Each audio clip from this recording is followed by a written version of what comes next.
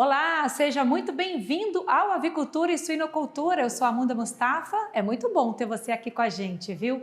Você sabia que os brasileiros consomem mais ovos que a média mundial? Pois é, com o aumento do preço da carne e a queda do poder de compra da população, o ovo está cada vez mais presente nas nossas refeições. E aí a gente logo imagina, né? O produtor está lucrando com esse aquecimento das vendas, mas não é bem assim não, viu? A alta do preço do milho e do farelo de soja, né, que compõem a ração dos animais, responde por mais de 81% do custo de produção e tem prejudicado o produtor de ovos. Vamos entender mais sobre esse assunto agora. Quem vai conversar com a gente é o Ricardo Santin. Ele é presidente da BPA, a Associação Brasileira de Proteína Animal. Oi, Ricardo, tudo bem? Seja muito bem-vindo aqui ao AgroMais. Olá, Amanda, tudo bem? É uma alegria imensa estar falando com você e com os espectadores da Avicultura e Suinocultura e os demais programas do canal AgroMais, para discutir temas que são de interesse não só dos produtores, mas também e principalmente dos nossos consumidores brasileiros. Exatamente, a gente falando do ovo, a pauta aqui não é uma pauta que se restringe só ao interesse aí do setor do agro, né, Ricardo? O ovo, essa proteína que está no prato aí da maior parte dos brasileiros, né? A gente tem acompanhado essa alta aí no preço dos alimentos, o brasileiro precisando escolher ali e o ovo como essa proteína que está mais acessível que a carne e que fica aí fácil para todas as receitas, enfim. E aí a gente tem essa questão, né? Porque para o produtor, eu imagino que esse cenário, para ele conseguir fazer essa entrega e garantir a segurança alimentar da população, não está fácil, né? Com esse aumento aí dos insumos que compõem a ração. Como é que está isso, Ricardo? Tá bem complicado, Amanda. A gente já vem de um ano difícil, 2020, todo mundo sabe, foi um ano de muita dificuldade para poder manter as operações dos frigoríficos e das granjas produtoras de ovos, investimentos muito grandes em proteção da saúde dos colaboradores para poder ofertar mais comida para o brasileiro durante a pandemia. No setor de ovos, crescemos 9,5%, aliás 9,1% durante o ano de 2020. E agora seguimos crescendo. Mas esse preço do milho, especialmente o milho, mas a ração com o farelo de soja, teve um aumento que está descolado da realidade. Isso está sendo necessidade para repassar ao preço do produto final e a gente espera que isso não seja modificado. Hoje o que a gente vê é preços que subiram mais de 100%. E aí, como é que o nosso produtor de ovo vai sobreviver, conseguir vender um produto num preço que não cobre seu custo de produção? Essa é a dificuldade que temos de agora por diante, e é uma coisa já pacífica que todo mundo sabe, o alimento, e aqui falo do ovo, do frango e da carne suína, vai ficar mais caro. Quer dizer, a gente imaginava aí que o produtor pudesse, de fato, estar acompanhando essa alta do consumo e tendo aí uma rentabilidade, mas não é isso, né, Ricardo? É o preço do ovo praticado pelo produtor, então ele não está nem acompanhando a alta aí da saca dos insumos da ração, é isso? O produtor ele lucra pouco ou ele fica mesmo no prejuízo? A gente pode falar assim? Pode falar assim, fica no prejuízo. O que está acontecendo é que nem de perto está cobrindo o custo. Veja bem, o ovo deve ter subido aí nos mercados, a BPA não acompanha isso, mas subiu 10, 12, 15%. Agora, o insumo, que custa 70% do custo de produção, subiu 100, 110%. Vou dar um exemplo na praça aqui, a praça de Cascavel. Em abril do ano passado custava 46 uma saca de milho, agora custa 99, 116%. Vamos olhar aqui em São Paulo, onde é o maior consumidor. Ali em Campinas, a saca custava 52 e agora está custando 97, 83% de aumento. Ou seja, o produtor do ovo não está tendo nada de lucro, ele está perdendo dinheiro em cada caixa de ovo. Isso fez, inclusive, que alguns produtores lá no Nordeste, Amanda, fechassem as suas granjas. Simplesmente esvaziaram a granja e estão esperando outro momento. Porque o preço do milho ficou tão absurdo, tão especulativo, que inclusive está diminuindo a oferta que o brasileiro poderia ter dessa proteína que é essencial para ajudar na imunidade em tempos de pandemia. Ô Ricardo, isso quer dizer que pode faltar ovo aí futuramente no mercado com esse desânimo e até essa desistência aí por parte de alguns produtores de ovos? Não podemos falar em faltar, mas sim em ter diminuição de oferta, com certeza. É importante lembrar que a gente tinha uma previsão de crescimento nesse ano na casa de 5% para ir para 56 bilhões de unidades de ovos por ano. Algo como 1.500 ovos por segundo deveriam ser produzidos em 2021. Provavelmente esse número não vai ficar na casa dos 56 bilhões e vai diminuir. Ou seja, não vai faltar ovo. Nós não vamos deixar o nosso brasileiro sem comida, mas vai diminuir a oferta. Por quê? Porque as empresas precisam. É uma questão de sobrevivência da empresa. Ela, quando comprava milho e gastava 100 mil reais para alimentar o seu plantel de galinhas, agora ela vai comprar, em alguns casos, ela precisa gastar 200 mil. E de onde é que sai esse dinheiro? Sai do preço que ela recebe do produto. Agora, o preço do produto não subiu 100%, como subiu o custo. Então, esse é o problema que está acontecendo. Algumas empresas, então, têm que diminuir a sua produção para tentar equilibrar um pouco e diminuir o prejuízo que estão levando. E isso vai fazer que a oferta na gôndola do supermercado seja menor. E aí o resultado vai ser um ovo mais caro para o consumidor. Quer dizer, essa proteína que até esse momento, né, a gente pode dizer que ela ainda é acessível aí para a maioria dos brasileiros, ela vai ficar mais cara e talvez muitas pessoas, né, que ainda contam com essa segurança alimentar dessa proteína importante não vão mais ter condições de comprar ovo, é isso? Olha, essa é uma lei da oferta e da demanda, uma lei de mercado. A BPA não tem como influenciar nisso, mas eu tenho dito, uma consequência inexorável. E não é só o ovo que vai subir, é a carne de frango, é a carne suína também. Por quê? Porque todas as três proteínas, elas têm como base da sua ração 70% do milho e 30% do farelo de soja. No caso de suína, um pouco menos, mais farelo e menos milho. Mas é isso. E veja que essa ração corresponde a mais de 70% do custo de produção. Quando olhamos nos frigoríficos e nas granjas de postura, nós ainda temos uma inflação que veio da caixa de papelão e do plástico para embalagens, sem falar em energia elétrica e combustíveis. Ou seja, todo um aparato de insumos tiveram preços absurdos. E o milho, especulativamente maior do que deveria estar. Então a gente faz o quê? Vai ter menor oferta e é lógico, quando tem menos oferta e mais procura, a consequência é sim alguma mobilidade de preço. A gente não sabe quanto isso vai ser e cada região varia de região por região e de empresa por empresa. Mas isso é uma condição que é inevitável. O preço vai ter que subir porque ele precisa repor o custo dos insumos. Se não subir, inclusive, vai parar de produzir. Isso que seria muito pior para todos nós brasileiros.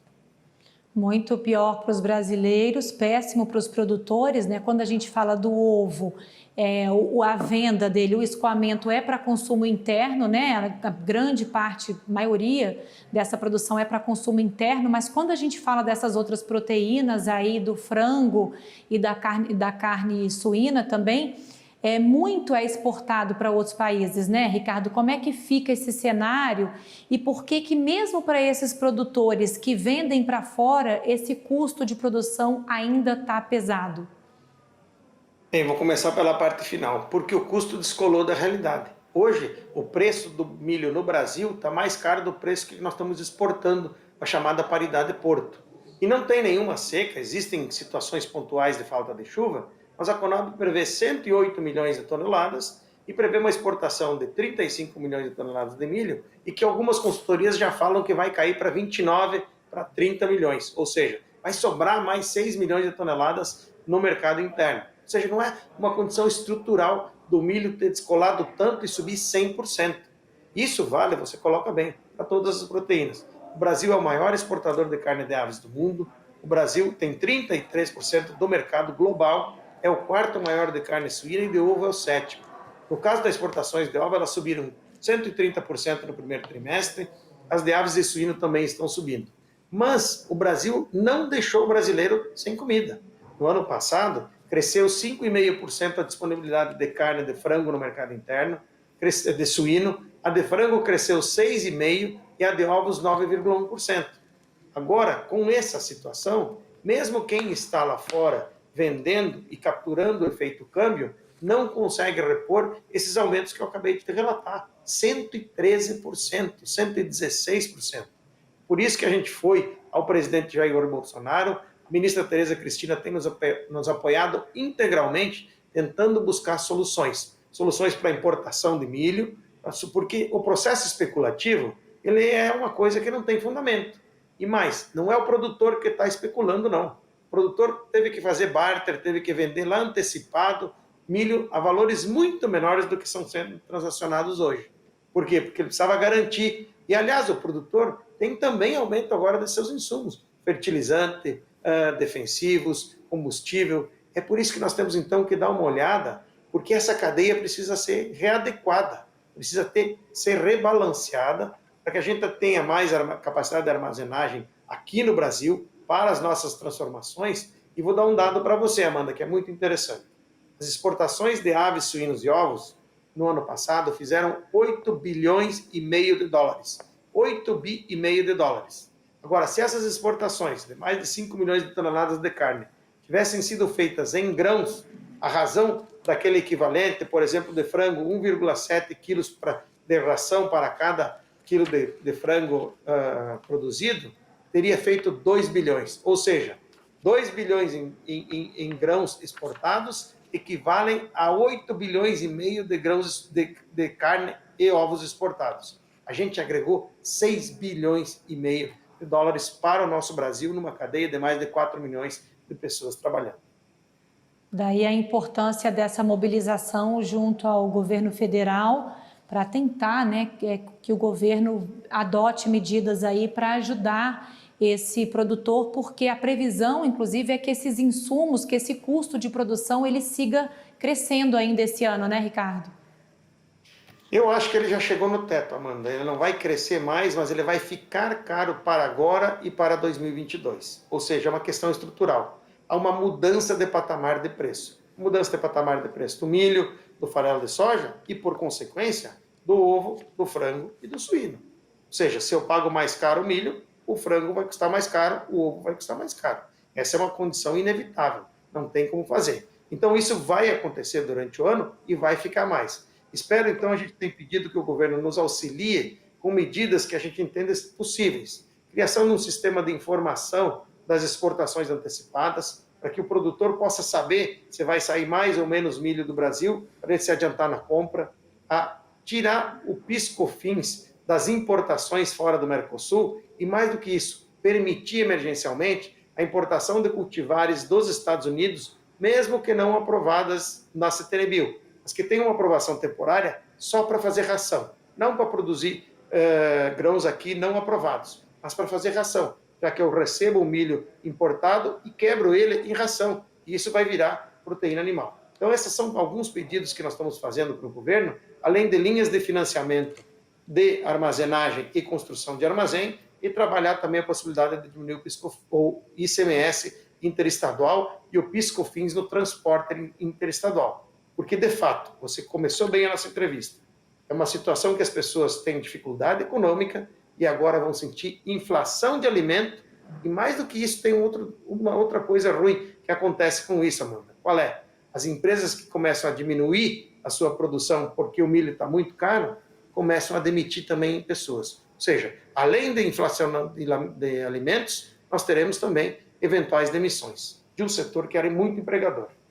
Na verdade, a gente já até mostrou isso aqui no AgroMais, né? A gente viu algumas plantas aí de frigoríficos fechando recentemente e a gente sabe o quanto o agro, inclusive, tem um papel fundamental aí nesse momento sensível da economia, né? Ainda empregando.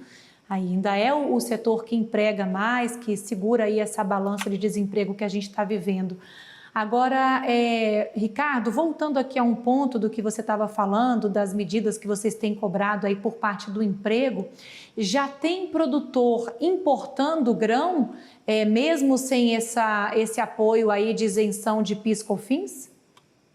Já. O preço ficou tão maluco que bastou o dólar cair um pouquinho e já começou a viabilizar a importação.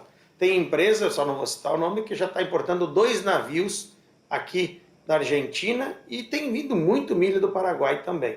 Então, por quê? Porque ficou mais barato comprar o milho de fora. Isso não é bom. Nós queremos que o produtor brasileiro produza cada vez mais milho para atender o cliente importador de fora e para atender o Brasil também. Mas há uma coisa que o Brasil precisa pensar melhor nesse sistema. Agora nós estamos iniciando a reforma tributária e precisamos olhar isso. Hoje o nosso concorrente, Amanda, compra milho brasileiro mais barato do que o produtor brasileiro de carne. Ou seja, se ele for importar milho do Centro-Oeste, ele não paga piscofins e ele não paga ICMS no frete. Agora, se eu for pegar milho do Centro-Oeste para trazer para as zonas de principal produção, que é o Paraná, Santa Catarina e Rio Grande do Sul, eu tenho que pagar piscofins, tenho que pagar o ICMS, o piscofins sobre o frete e o ICMS desse transporte. Ou seja, precisa se olhar, porque o milho é um alimento estratégico. Ele ajuda a alimentar e manter a segurança alimentar do nosso país.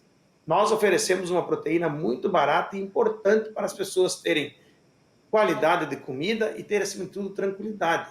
A pandemia teria sido muito terrível se nós não tivéssemos ficado produzindo, que nem aconteceu nos Estados Unidos e na Europa. Plantas pararam e hoje eles estão exportando menos porque eles tiveram que diminuir sua produção.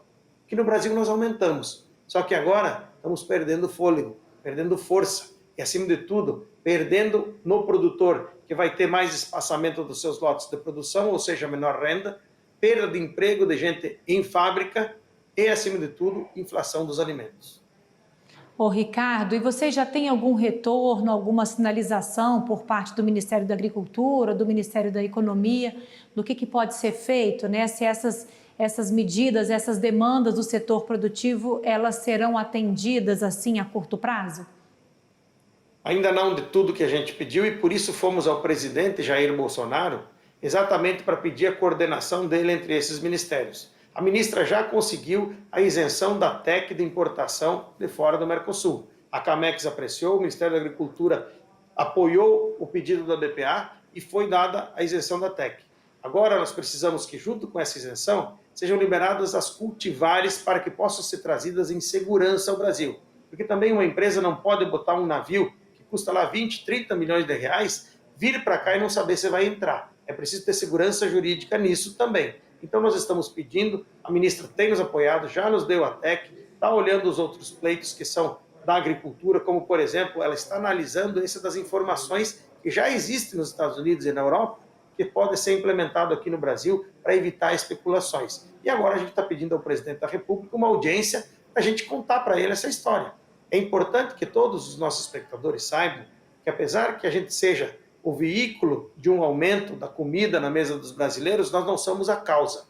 As indústrias e os produtores de ovos, suínos e aves não são a causa do aumento do preço das carnes e dos ovos. A causa é o milho, que ficou muito caro. Nós não queríamos ter que aumentar o preço dos produtos, mas isso é inevitável, já que o aumento do custo de produção está mais caro.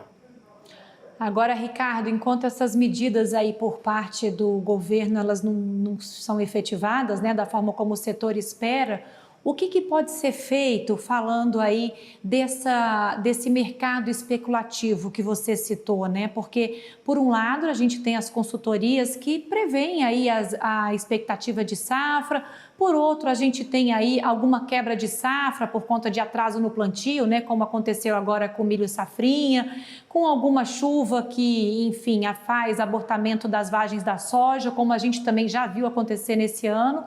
E, por outro, as tradings aí fomentando também essa especulação com os anúncios de possíveis importações.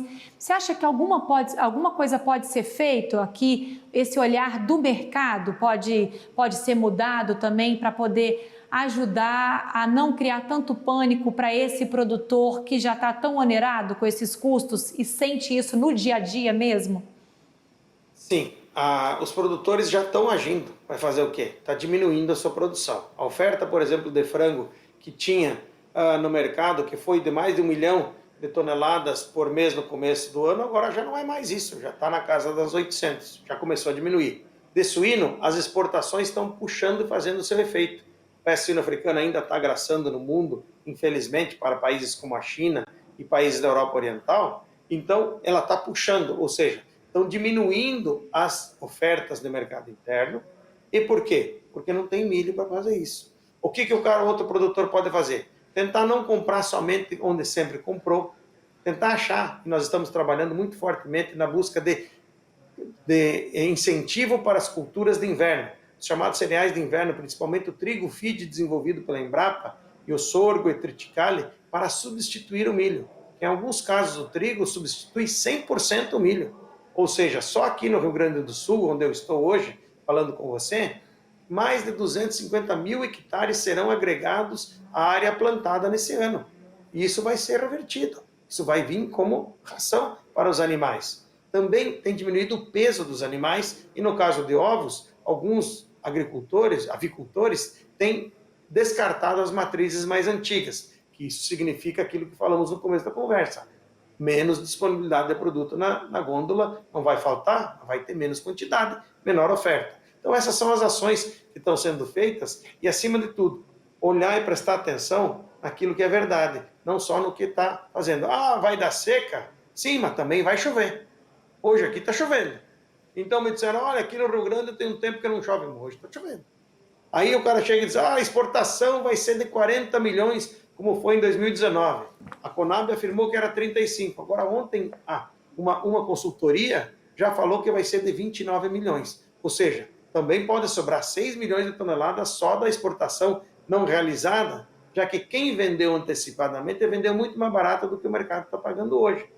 É aquele negócio do washout ou contratos que não se firmam, que são pré-contratos. Então, tudo isso, os produtores já estão conscientes, não há nenhum movimento concertado para isso, mas é uma ação natural. É uma consequência que cada empresa vai fazer. Empresas que são maiores têm mais fôlego, têm mais perfil exportador, conseguem aguentar mais. Empresas pequenas, elas vão tomar atitudes de acordo com o seu tamanho e, de repente, diminuir peso, quantidade de milho comprado e esperar a chegada da safra. Segundo a Conab, temos nas previsões que em junho já chega a quase 10 milhões de toneladas no mercado. E aí eu acho que isso vai dar um fôlego junto com as importações que esperamos sejam liberadas dentro muito breve para dar um desafogo no mercado. Falando do pequeno produtor de ovos, Ricardo, você acha que a compra de estoque regulador, né, por parte da Conab aí para venda em balcão, ela pode ser uma medida a ser adotada aí para poder dirimir esses custos? Entendo que sim. O governo é um governo liberal, nós somos liberais, somos a favor do livre comércio, da livre exportação. Então, também um mercado que se autorregule na oferta e na demanda. Mas quando tratamos de pessoas que têm mais dificuldades de entrar num grande mercado global, é preciso a proteção do governo. Especialmente os pequenos produtores de ovos e de frango precisam da produção. O produtor independente de suíno também precisa da venda em balcão. O governo tem que construir alguns estoques estratégicos, e aí é o que eu falo. O milho é um cereal estratégico, o nome é isso mesmo. Estoques estratégicos para que não falte comida na mesa das pessoas. Eu acho que é uma boa e que o governo deve sim. Eu sei que o cobertor está curto, nós estamos em tempo de dificuldade, mas são mais de 120 mil famílias de pequenos produtores que produzem aves, suínos e ovos. Eu acho que isso é um impacto muito grande quando se protege essas famílias, especialmente aquelas pequenas que lidam no dia a dia para poder ganhar sua sobrevivência e ajudar as outras pessoas a comer bem a preços acessíveis. Com certeza. Ricardo, o programa está quase chegando ao fim, mas eu quero agradecer muito a sua participação aqui. A gente vai seguir acompanhando esse tema, né, torcendo para que, como ocorreu no ano passado, que esse ano aí o setor de proteína animal, o produtor de ovos, ele possa seguir com boa produtividade, lucrando, né, ajudando aí, conseguindo escoar sua mercadoria, ajudando aí na segurança alimentar dos brasileiros, né, que, como a gente falou aqui no início do programa, consomem mais ovos aí do que a média mundial, e a gente quer continuar fornecendo essa proteína tão importante, né? Então a gente vai seguir acompanhando isso, viu? Obrigada aí por hoje, obrigada pela conversa, tá? E muito sucesso para vocês. Obrigado, Amanda, obrigado pela oportunidade de falar e esclarecer aos nossos espectadores. Lembrar sempre que nossa maior missão é produzir alimentos.